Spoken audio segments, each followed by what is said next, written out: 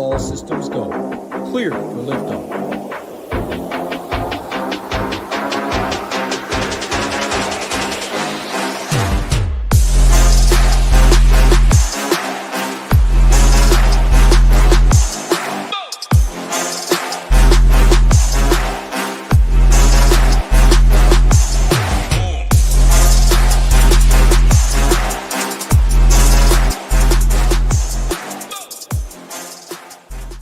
What's going on, everybody? Happy Thursday afternoon. The real grinders out there today. Only 4-game slate.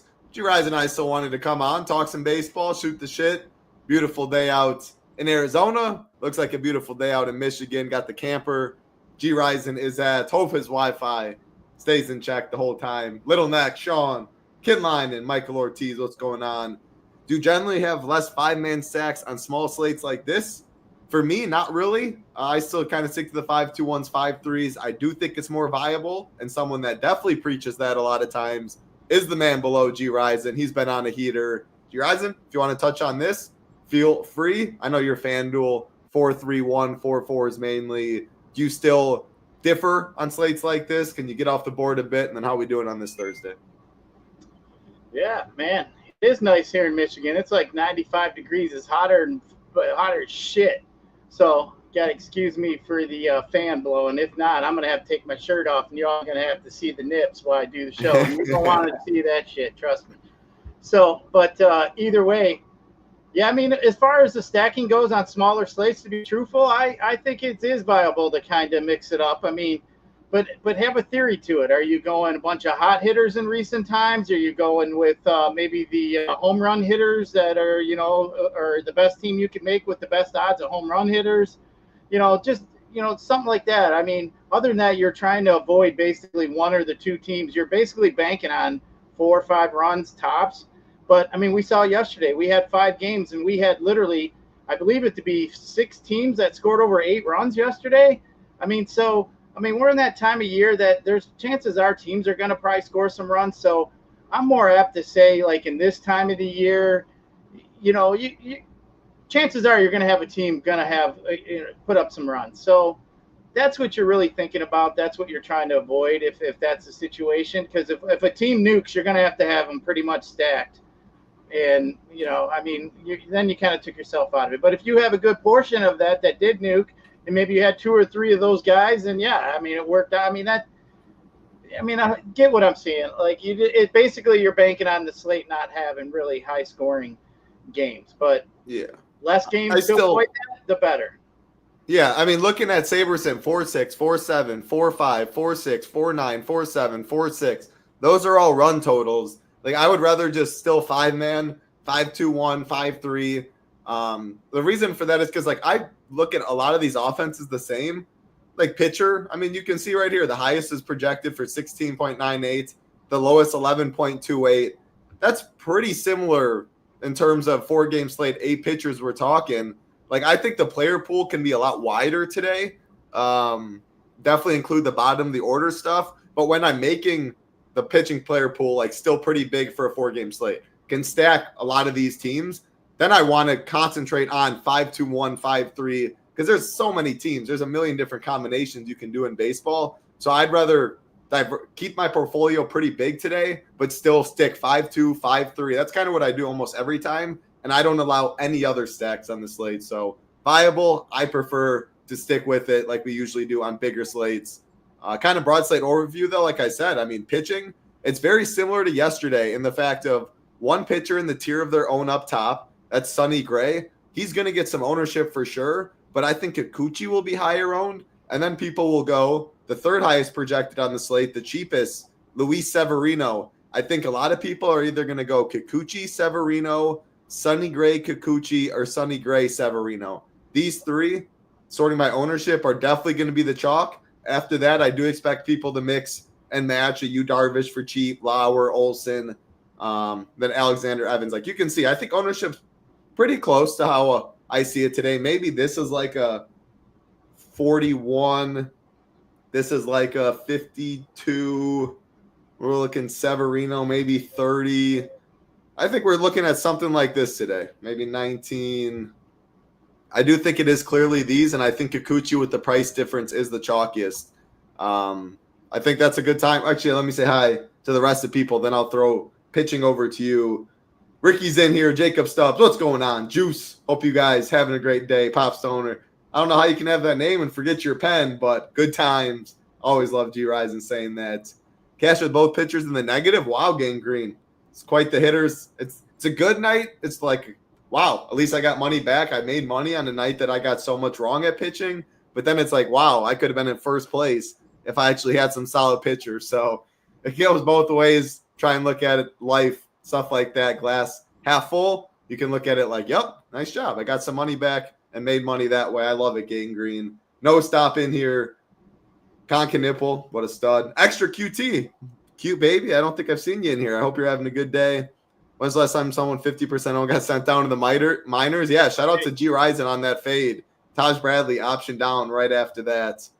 That's enough of that's not enough of anything. We're saying hi to everybody. We got time on this slate, but I got nothing more to add. I think we take it into pitching. Kikuchi, the chalk, Sonny Gray, Luis Severino. After that, everyone pretty different. How do you rank pitching? Who can we cross off? Take it all. I got something though, Tuttle, before we get to pitching. I wanted to bring up. It's just because of the gambler side of me.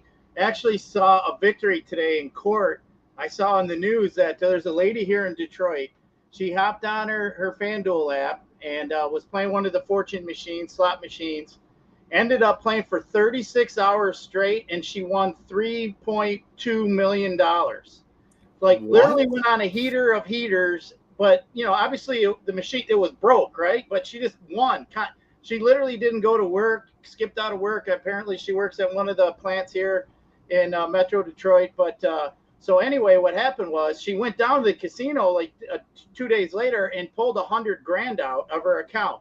Then they locked her app and locked her account. She couldn't get any more money. So she had been suing for like 2 or 3 years to get this money. She finally won, and MGM's got to pay her $3.1 million. That's awesome. But, they couldn't prove that there was a malfunction, but, you know, they tried to get her. But, hey, I mean, you know, if they're going to be playing as many times, somebody bound to, you know, you would think maybe the odds would be somebody eventually is going to go on a one-time crazy-ass heater. I mean, it's just the odds. Like, it would have to happen 1 in a billion times or something. So, I mean, as many people are playing on there. But I just saw that. I thought that was pretty good. Like, that is cool. You always think the books and shit are always ripping people off. People get, you know, shitty about it sometimes. But when I saw that, I was like, good for that lady. But, yeah, it's a pretty good story if you look it up on Google. Like, man, I mean, shit, we all dream of something like that. And I don't blame her. I wouldn't go to work neither, man. You're making so much money on that slot machine. That's nuts. But, yeah, you know, pitching is kind of similar to yesterday from what I saw. You know, I mean, and we got a couple guys that I don't even, you know, that I see on this slate that I'm kind of scared about. And, I mean, one of them is Sonny Gray. Like, I'm a little worried about Sonny Gray. I mean, he's got 27% strikeout rate, yeah. But in his last handful of outings, man, he just hasn't looked very good. He hasn't looked like a $9,500 pitcher. That's going to be kind of chalky on the slate. I think Kikuchi's the best play on both sides. To me, that's the guy I would probably, you know, lock in and play. I mean, the bats are pretty much like kind of like yesterday too. So, but Reese Olson, I think doesn't have a very good matchup, obviously, against like a Blue Jay team who doesn't strike out very much. He doesn't really have as much strikeouts, but I mean, he could get you some innings. Eric Lauer, I think, is interesting. I think it's going to get some ownership, but the Tigers, yes, are dead ass last in OPS the last 2 weeks in MLB. I mean, they suck. They've been terrible. So that bullpen's been terrible. That's why they've lost 9 out of 10 or 10 out of 11, whatever. They're just in a funk. They do hit better against the lefties, though. You know, they have been hitting pretty good against lefties. You know, guys like Torkelson, Javi, Dingler, you know, even Riley Green you could throw in there. So, you know, I just don't love it because, like I said yesterday, it's similar. The Tigers, similar to me, or like the Orioles were yesterday to me. You know, they were kind of getting chalky. The optos are kind of liking them, blah, blah, blah. And I just feel like I don't want to play a team in the last 2 weeks that's in the bottom 5 of OPS. That, to me, it just generally doesn't work out. I don't care what the grades are, how the pitchers match up, none of that shit. I just feel like, you know, like, and I see sometimes people will say, oh, you know, head-to-head matchup. He crushes them head-to-head or whatever else. I truly believe I put more weight into what's going on the last 2 weeks of what a hitter's doing, because you don't know like what's going on in the dude's brain. I mean, you have no clue. Computer doesn't know that. And I just believe in them streaks. Like right now, Tigers suck. The Orioles haven't been doing all that well either. But what do we see? The White Sox crushing. What happens? They stinking send Taj Bradley back to the minors. I mean, dude didn't strike out 0. He had 0 strikeouts, man. So, I mean, there's just certain things you see, and it's just like, man, I'm just not buying it. Like Sonny Gray, he hasn't really been really that good his last handful of starts. I'm just not buying it. But this pitching slate is really not that good. I mean, you want to play Yu Darvish? What are we hoping for? We're going to rewind the clock 5 years? I mean, he's at 13 innings pitched, even though that Cardinal lineup isn't all that good. So, you're not really, too really concerned. But it's Yu Darvish, man. His walk ratio to K ratio hasn't been very good in his 13 innings. I'm concerned about that. This Jason Alexander, I mean, dude, he hasn't – I mean, you got to go back to 2022. I mean, he hasn't really been that good. He doesn't really K anybody. He's got a high walk rate. I mean, that's just a reach, especially 5,500. I mean, Reese Olson, like I said, not a very good matchup. I mean, Kikuchi's the only one I feel decent about. Severino, I mean, you get a matchup against, like, the Astros. I don't know, man. So for me, it's Kikuchi, and I would probably mix up my SP2s kind of according to what kind of bat you want, how much money you want to save. But, I mean, I guess the safer of the options would be Sonny Gray because he's got the strikeout. He'll throw one good game in every, like, 7 or 8 starts, it seems. But all the other ones aren't worth the $9,500 price tag. So, I mean, Lauer maybe because the Tigers have been so bad overall, too. I mean, I'm kind of going to play some recency bias. So, for me, I guess I'd go Kikuchi, probably go Lauer maybe, Sonny Gray, and then I'd probably go Reese Olson. I am on board on your top 2. Kikuchi, Lauer is my top 2. I don't like Sonny Gray. He's going to be the 3rd highest owned. He's the most expensive by far. His K prop isn't very good. 5.5 minus 160 on the under. Like, I just want any like Sonny Gray stuff. I just would want to play Kikuchi. He's the Taj Bradley for me of today. Do you need to X him? No, not necessarily. Let's cut it in half. If I think he's 41%, let's say no more than 20%. I want to jam Kikuchi. I want him in a lot of teams. Lauer's my second favorite against a struggling Tigers team, like you said.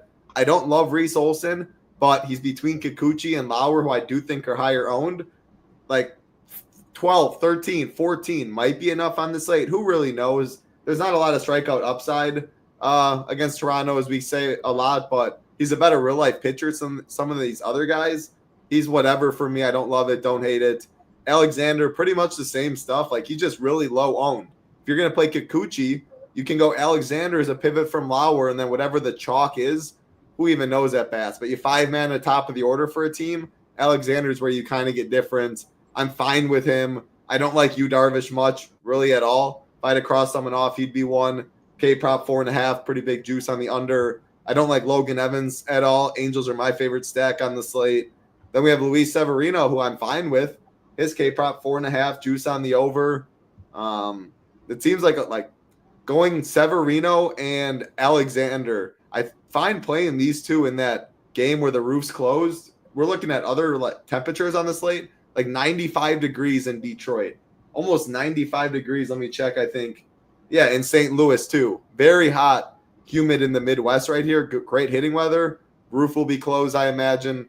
What it looks like, only 75 degrees out in Anaheim. But with that being said, Kikuchi's the chalk.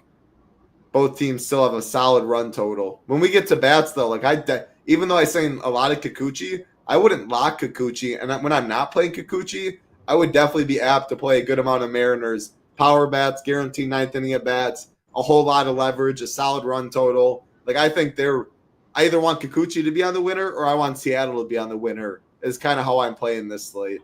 Anything my man BJ. Awesome to see you, BJ. It has been a minute. Yep, I said cross off. Evans, I do not like him.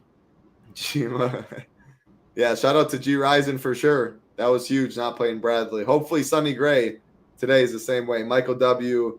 Yeah, very hot and humid indeed. What's going on, Jake? Good to see you. Happy Mini Friday. I don't know what that means, but good to see you. That means he's not working tomorrow. That's what it sounded like. All right. That's Anything else you want to add to this? Again, pitch count concerns too for Sonny. I don't think I mentioned it, but he hasn't gone over 80 in like 4 starts. I mean, he's always in like the high 70s as of late. When you're paying this price tag, like San Diego's a solid lineup. It hasn't been great for Sonny as of late. The K prop isn't great. Like I don't want to mess with it at chalk. Is just long story short. I'm fine not playing Sonny Gray or Kikuchi. I'm fine playing 2 of these 4 down here, spending up at bats. You can leave money. Again, when they're just lock in Olsen and Lauer and just hope that game is snails, just snail's pace.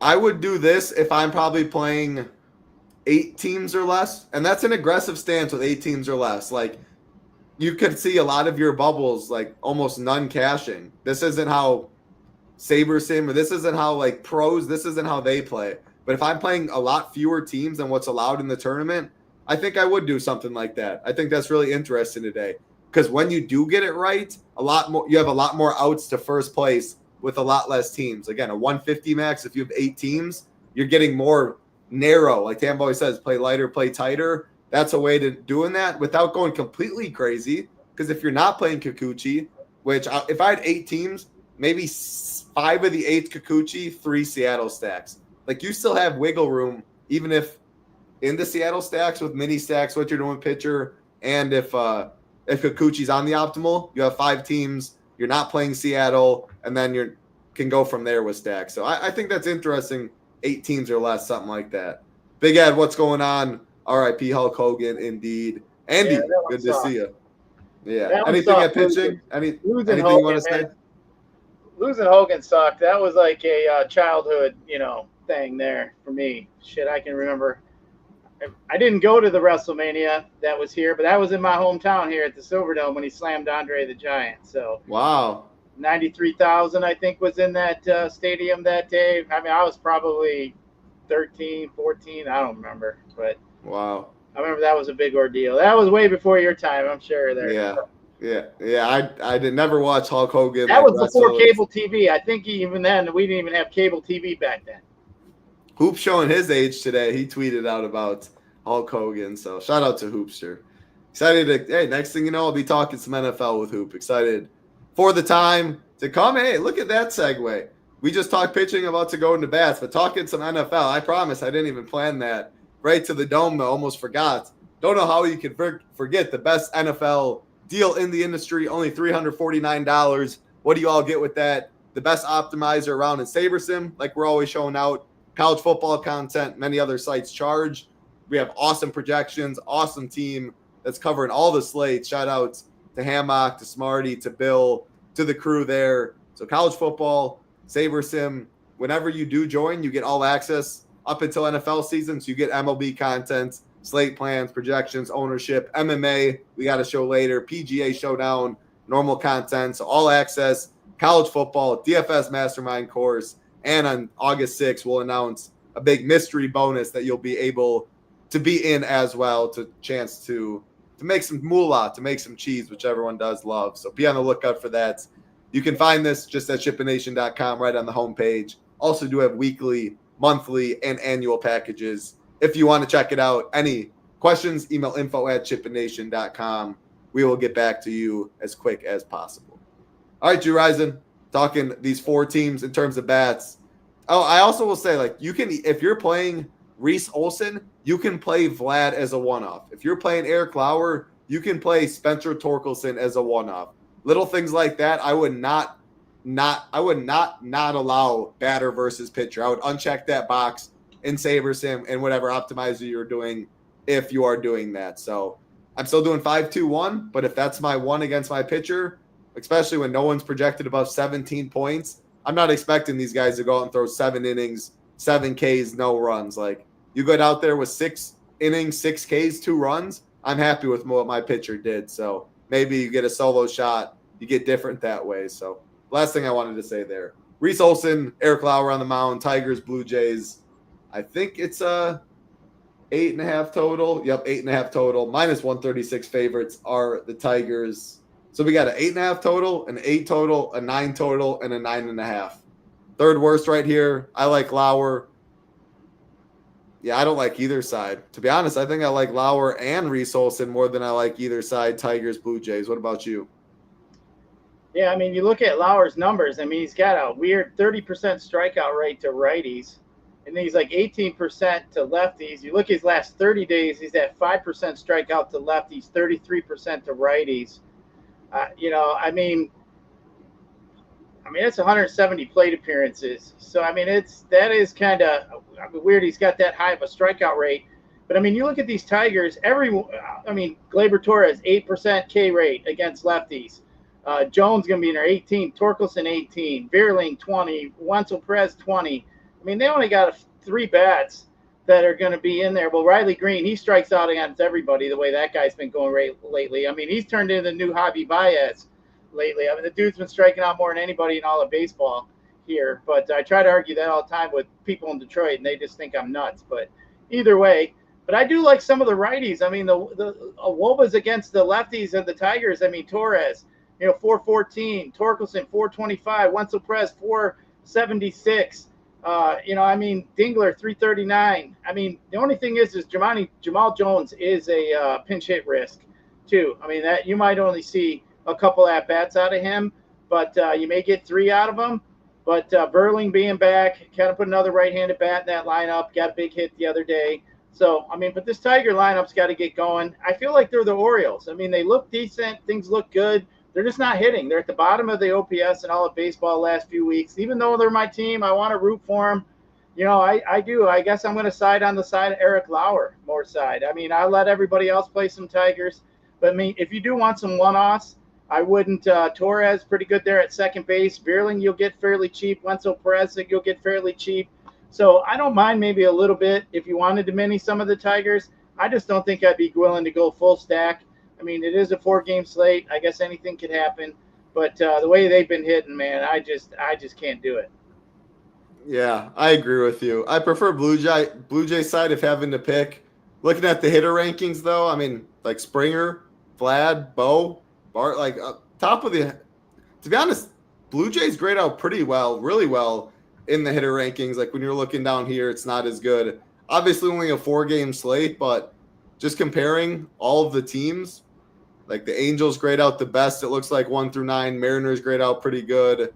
And then I would probably say Blue Jays after that. Tigers, I guess, grade out solid too. I don't know. Long story short, it's good hitting weather. I prefer Lauer. He's one of my favorite pitchers. Olsen at ownership, I prefer him to the Blue Jays. On this slate, I prefer the Cardinals.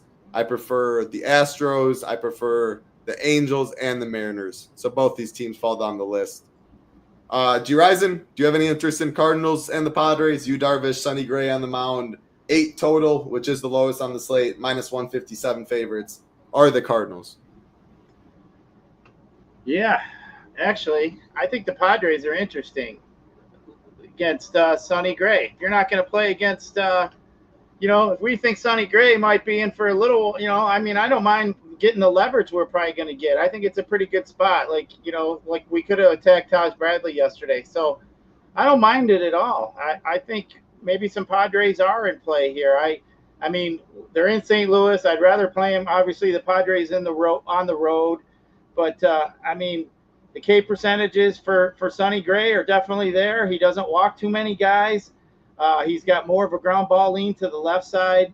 He's got more of a fly ball lean to the right side. So, guys like Tatis with the 373 WOBA against righties. Machado, 346. Gavin Sheets has some power. Merrill, Cronenworth. There's some power here in this lineup. So, I think the Padres are kind of a sneaky kind of spot here that maybe we could play a little bit of leverage. I wouldn't, get too crazy and go too heavy with it. But, maybe if I'm even playing 3 teams, maybe I could sneak a Padres in there with more of a, like an Angel kind of stack, and kind of go chalkier. But, I think it's definitely in play.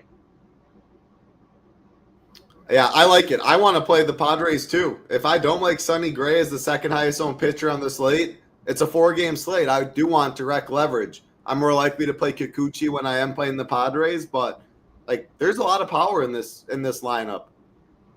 I don't know, like if I want Martin Maldonado, I don't know if it's the slate. Like again, 8.3K is the next highest priced pitcher after Sonny Gray. I don't need the savings really with Maldonado, Iglesias. So it's probably a 1 through 7 for me, but I do like the 1 through 7 and the leverage. I like the Cardinals too.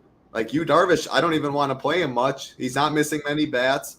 Cardinals rank pretty well in the hitter rankings. It's really hot and humid in St. Louis.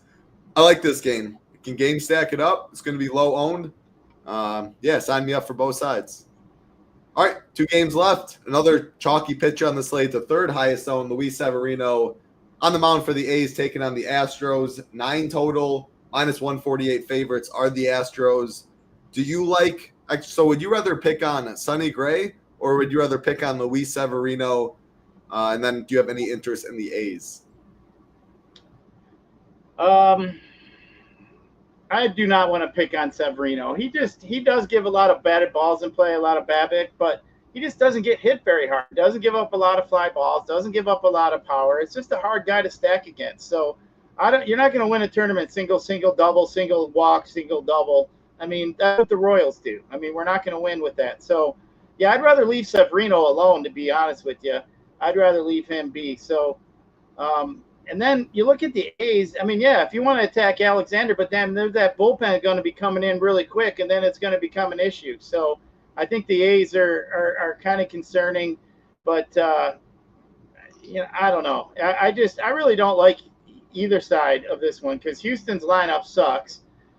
I mean, they don't have any power for me against Severino. And then if you do want to go against Alexander here, like I said, they're going to get some of the bullpen. I mean, Nick Kurtz could be in play for you. I mean, he definitely looks like a decent shot for a one-off. Maybe could get a homer for you, a big bat there. So I don't mind that. I guess I just more mini because I just feel like you're going to get that Houston bullpen, which is pretty good. And then you're not going to see much. I mean, if they get 3-4 out of them in the first 3-4 innings, I think they're just going to shut it down, and you're not going to see a big game. I just think the likelihood of you seeing, a lot of runs in this as the game goes on is just not likely. Yeah, that makes sense. I prefer Angels Mariners. I prefer Cardinals Padres, I think. But I do like this game in bats more than the first one. I like the Kurtz Rooker. I like those mini stacks a lot. On the Astro side, Taylor Trammell I think is interesting. Bryce Matthews has been hot. But I'm with you. I don't want a 5-man stack this Astros team. I prefer Severino, and I prefer picking on Sonny Gray to answer my question earlier. Rooker, Kurtz, I wouldn't mind 5-man in the A's. They do fall down the list, probably 4-5 on the slate, though. So my favorite game, this last one. Again, appreciate everyone hanging out. Like button helps us out a ton, but favorite game on both sides. Angels number 1 in my stack.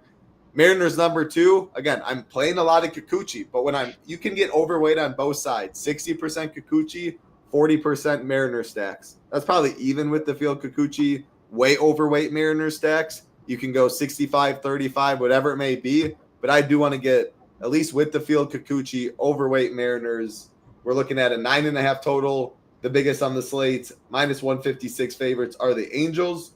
If I said I might have misspoke on the last one. It was a 9 total, minus 151 of the Astros. So this one, the biggest on the slate, 75 degrees. I mean, Logan Evans just isn't good. Kikuchi, he can be good. He can be bad. It depends on which day you're talking. How do the Mariners rank? How do the Angels rank? Favorite stacks? What are you doing? Yeah, I think this is a game we could see some runs. I mean, Logan Evans, he doesn't really K anybody. 14% to almost 15% to the left side, 19% to the right side. He's 7-8% walk rate both sides. His WOBA 371 to the left side. His fly ball percentage is higher to the left side at 32% compared to 19 to the right side, but he's been getting barreled up almost 11.5% to the right side, 10% on the left side. So, we know this Angel lineup has power. Angel Stadium's been yielding a lot of home runs. So I think that is something to be said. But, yeah, I think the Angels, to me, grade out as the better stack of the day. You got Trout, 374, Woba leading. Moncada, even 389. You got Neto, Ward, Adele, Hoppe, you got some power. I'm not really a fan of the bottom 2 of the lineup, but, 1 through 7 I think is interesting. And then if you want to flip it around to the other side with Seattle, you get Kikuchi. Sure, he's going to be a little bit he's going to be owned. But, I mean, we know this Angel bullpen sucks. So if we get 5-6 innings out of Kikuchi, he could have a decent game. You could see 3-4 runs, 5 runs scored here at the back half of this game. I mean, just because Kikuchi pitches well doesn't mean that the Mariners may not throw up some runs. Didn't we just see a no-hitter going through like 6, and all of a sudden the Brew Crew came out and scored like, 7-8 runs and ended up winning? The best team in baseball? Yeah, who? Don't tell Nate. I'll have to hear that next Tuesday. But either way, that's all right. That is baseball, though. But you guys should hear the people in Detroit panicking. Like, dude, we've never been good before. That's the way they're all acting. Like, dude, we're still 17 games over 500. Just settle it down. We haven't had a Hutchinson type injury, that basically shelved the Lions. Like, if Scooble hasn't gone down or nobody, so let's just tone it down a little bit. Maybe it's showing them some holes that we got to fill. We'll get better for it. So it's just settle down. It is entertaining, though, to turn on sports radio and hear everybody crying about it. But, I mean, this game here, I mean, dude, Randy Arozarena, I think I've mentioned it 4 or 5 times in the last couple of weeks. That dude gets hot. He's like Barry Bonds hot. The dude just don't miss, man. He sees the baseball. It's real big, and that's the way he's at right now. Dude's smoking the shit out of the baseball here in the last 30 days. So, I mean, Kyle Riley we know is good. I mean, Kyle Riley's WOBA against lefties the last 30 days is 633, and it's 833 ISO. I mean, the dude is just unbelievable. Throughout the year, he's at a 486 ISO, 495. I mean, them are video game type numbers. Yeah. I mean, dude, it don't matter who's throwing him the damn ball. Kikuchi ain't going to strike him out probably. So, I just, even though he does have a 29% K rate against lefties, but still, I mean, there is some strikeouts to be had in this Seattle lineup for Kikuchi. But, I mean, I still think there's some runs to be had there. He could have 5 solid innings, and we get a half a game of that bullpen, which sucks. But I mean, there's some guys that you could use as one-offs. I don't think I'd fully stack Seattle, and maybe but you know what? You could fully stack the Angels and throw in one of those Mariners, the Kyle Raleighs or an Arozarena in your stack, because you're maybe hunting some power on the other 4 bats after your stack, and I think that's viable today. Look at some Angels, maybe come up with a combination of some stacks. Maybe just lock in an Angel stack and see what it gives you. Play around with it and see what kind of bats. It may give you a mini stack of some 2 power bats on another team. It might give you a Nick Kurtz as a one-off. It might give you, like last night with the Indians. It had Manzano, it had Kyle in there, Manzano, and he ended up doing fairly well.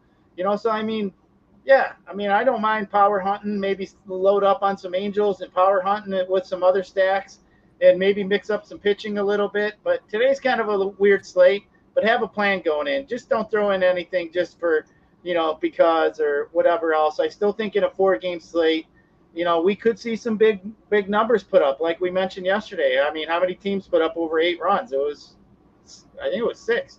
So, I mean, it's just something to be said. But the Angels to me are my favorite stack.